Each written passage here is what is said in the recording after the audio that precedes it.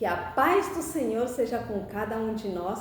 Mais uma vez estamos aqui para o estudo da nossa lição da Escola Sabatina, que não é outra coisa senão o estudo da Palavra de Deus através de perguntas e respostas. E bom, antes de começarmos o nosso estudo, gostaria de te pedir a colaboração de deixar o seu like, de se inscrever no canal se ainda não é inscrito, de compartilhar com outras pessoas, pois é a palavra de Deus. Se você gostou das lições, se gosta das lições que aprendemos aqui. Bom, vamos então para o título da nossa lição desta semana, que é Conflito Interno e Externo. Na primeira pergunta nos diz: que queixa os homens de Efraim trouxeram a Gideão? Quão humilde e sabiamente ele respondeu a eles, acalmando assim a raiva deles?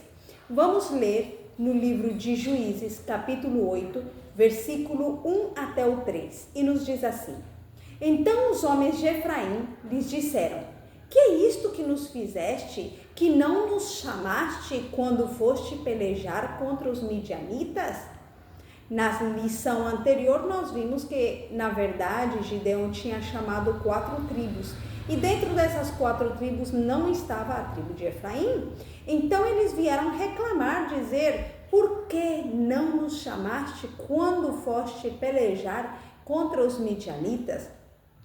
Mas essa é a resposta da primeira pergunta. Que queixa os homens de Efraim trouxeram a Gideão? Que eles não tinham chamados para ir na guerra contra os midianitas.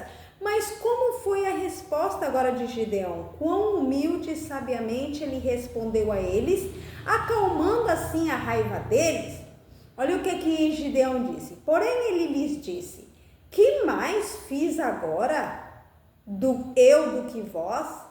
Não são porventura os rabiscos de Efraim melhores do que a vindima de Abiezer?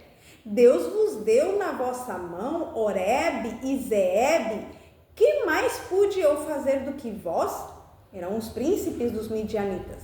Então a sua ira se abrandou para com ele quando falou esta palavra.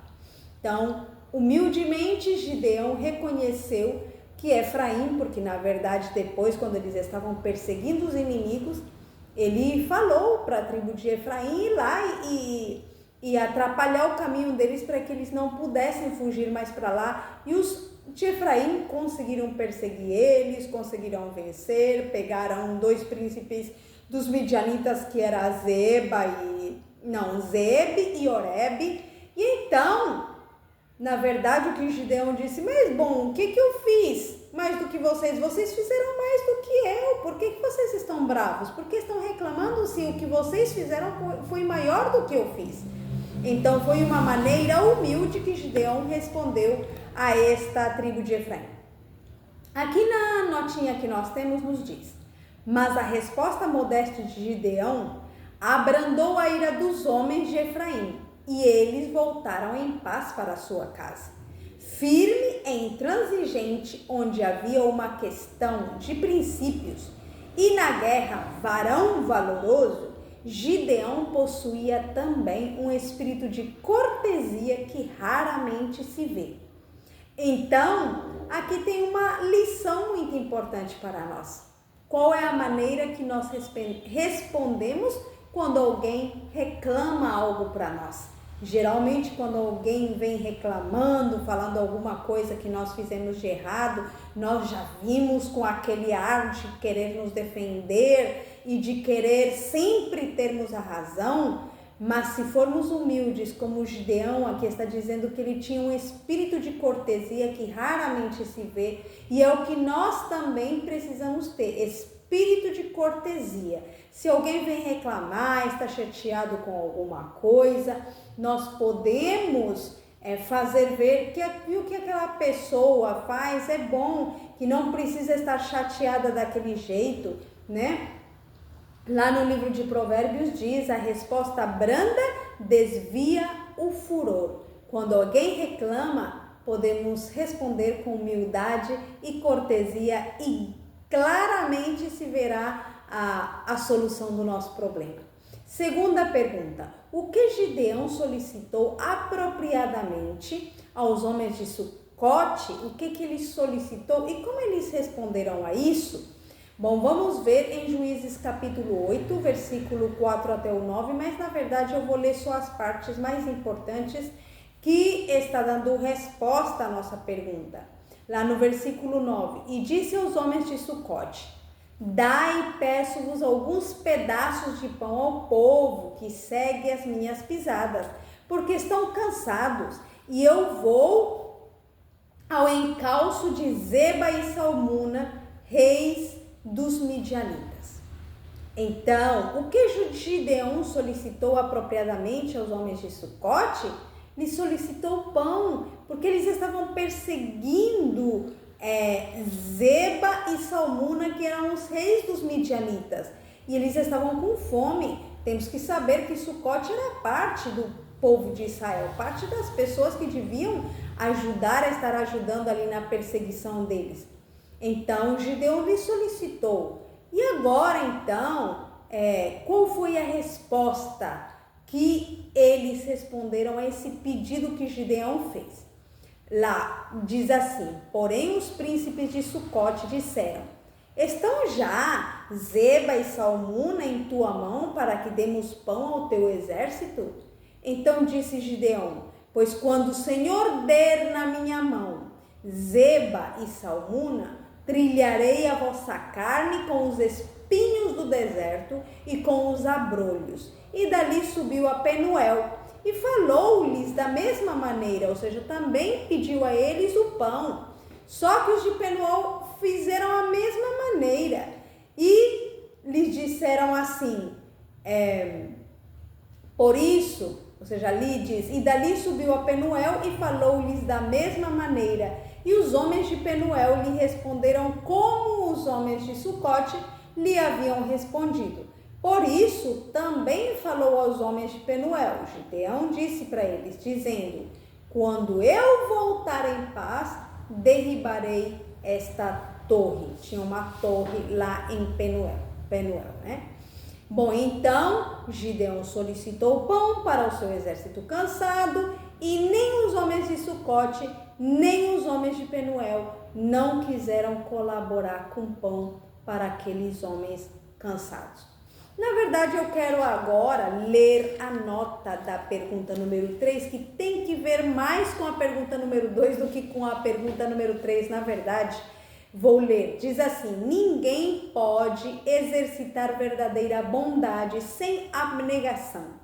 Unicamente por uma vida de simplicidade, de renúncia e estrita economia, nos é possível realizar a obra a nós designada como representantes de Cristo. O orgulho e a ambição mundanos precisam ser expulsos do nosso coração. Em toda a nossa obra, o princípio do desinteresse pessoal revelado na vida de Cristo tem de ser desenvolvido. Nas paredes da nossa casa, nos quadros, na mobília, devemos ler: recolha em casa os pobres desterrados. Em nosso guarda-roupa, cumpre-nos ler: vista o nu.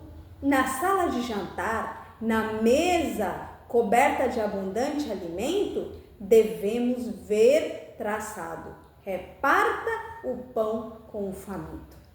Na verdade, são lições maravilhosas que nós precisamos aprender, que os homens de Sucote e de Penuel não sabiam nada de bondade, não sabiam nada de abnegação, viram aquele exército cansado, sendo que o bem era para eles mesmos, porque eles eram parte do povo, mas não quiseram colaborar com o pão.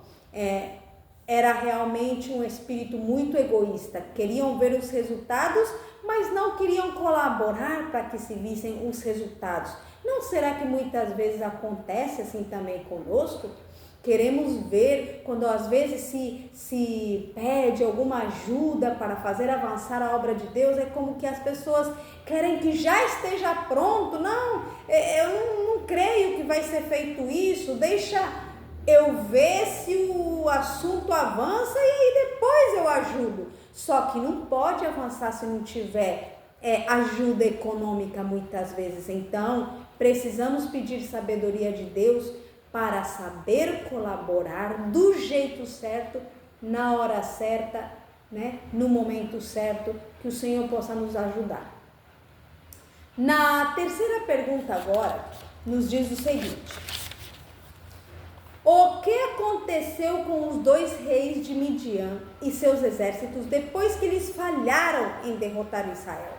Em Juízes capítulo 8, versículo 10 até o 12, diz assim: estavam, pois, Zeba e Salmuna em Carcor, e os seus exércitos com eles, uns 15.000 homens, todos os que restaram do exército dos filhos do Oriente. E os que caíram foram 120.000 homens que puxavam da espada.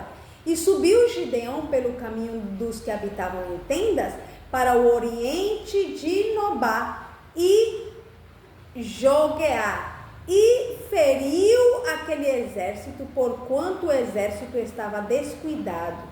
E fugiram Zeba e Salmuna, porém ele os perseguiu e tomou presos a ambos os reis dos midianitas, a Zeba e a Salmuna, e afugentou a todo o exército. Então Gideão conseguiu? Claro que conseguiu. O que aconteceu com eles? Eles foram aprisionados por Gideão. Pergunta número 4. O que aconteceu com os habitantes de Sucote, que alguns dias antes se recusaram a dar comida aos exaustos soldados de Israel? Lembram que Gideão tinha falado: tá bom. Eles falaram: não, Zeba e Salmuna já estão na tua mão para que nós te demos pão.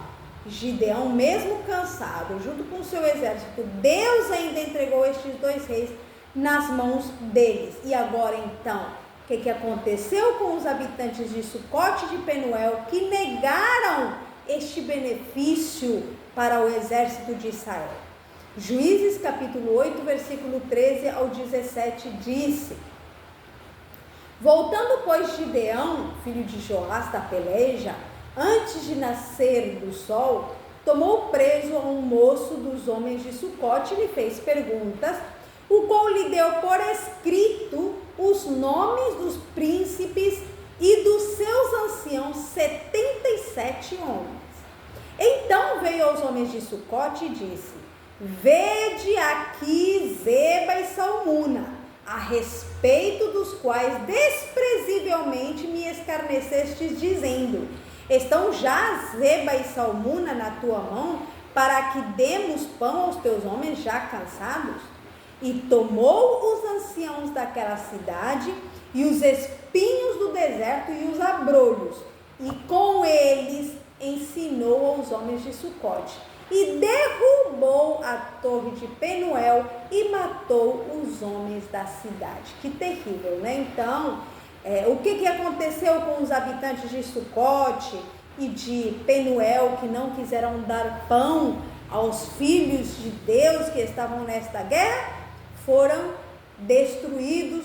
Na verdade, os de Penuel, os outros foram castigados com espinhos e abrolhos do deserto, e eles mereciam, na verdade. Quando nós não somos misericordiosos, também teremos resultados terríveis. Lá no livro de Tiago diz: juízo sem misericórdia será feito para com aqueles que não têm misericórdia. Então, se nós queremos ter misericórdia, devemos ser misericordiosos. Vamos para a quinta pergunta, que nos diz: já que eles já haviam matado todos os irmãos de Gideão, quem havia matado os irmãos de Gideão? Os reis dos midianitas, Zeba e Salmuna, tá? Qual foi o destino destes 2 reis midianitas? Vamos ver em Juízes capítulo 8, versículo 18 até o 21. Diz assim: depois perguntou a Zeba e a Salmuna: que homens eram esses que matastes em Tabor? E disseram: como és tu, assim eram eles, cada um parecia filho de rei. Então disse ele: meus irmãos eram filhos da minha mãe. Vive o Senhor, que se os tivesses deixado com vida, eu não vos mataria. E disse a Jéter, seu primogênito: levanta-te, mata-os. Porém, o moço não puxou da sua espada, porque temia, porquanto era ainda jovem. Então disseram Zeba e Salmuna: levanta-te e acomete-nos, porque qual homem, tal a sua valentia. Levantou-se, pois, Gideão e matou a Zeba e a Salmuna, e tomou os armamentos que estavam nos pescoços dos seus camelos. Então, já que eles haviam matado os irmãos de Gideão, o destino destes reis foi a morte. Se eles tivessem deixado com vida os irmãos de Gideão, quem sabe ele teria lhes perdoado a vida. Por isso, novamente, repetindo, quem é misericordioso recebe misericórdia. Vamos agora ler uma parte da nota que nos diz: julgando-se sob o ataque de uma força esmagadora, os midianitas ficaram tomados de pânico. Com gritos selvagens de espanto, fugiram para salvar a vida e, tomando seus próprios companheiros como inimigos, mataram-se uns aos outros. Espalhando-se a notícia da vitória, milhares de homens de Israel que haviam sido despedidos para suas casas voltaram e uniram-se em perseguição do inimigo que fugia. Os midianitas se encaminhavam para o Jordão, esperando atingir seu próprio território além do rio. Gideão enviou mensageiros à tribo de Efraim, incitando-os a interceptarem aos fugitivos a passagem para os vales do sul. Nesse interim, com seus 300, cansados, mas ainda perseguindo, Gideão atravessou o rio logo após aqueles que já haviam ganho a margem oposta. Os dois príncipes, Zeba e Salmuna, que haviam estado no comando de todo o exército e que escaparam com uma força de 15.000 homens, foram surpreendidos por Gideão, sendo essa força completamente dispersa e os chefes capturados e mortos. De quem foi a vitória? Do Senhor, através do seu servo Gideão. Assim também, como Gideão ganhou a vitória, você e eu podemos ganhar a vitória se permitirmos que o Senhor possa agir por meio de nós. Pergunta número 6. O subtítulo nos diz: a humildade e modéstia de Gideão. Quando os homens de Israel pediram a Gideão que governasse sobre eles, o que sua resposta revelou sobre seu caráter? A quem ele direcionou as mentes do povo? O versículo está em Juízes capítulo 8, versículo 22 e 23, que nos diz: então os homens de Israel disseram a Gideão: domina sobre nós, tanto tu como o teu filho e o filho do teu filho, porquanto nos livraste da mão dos midianitas.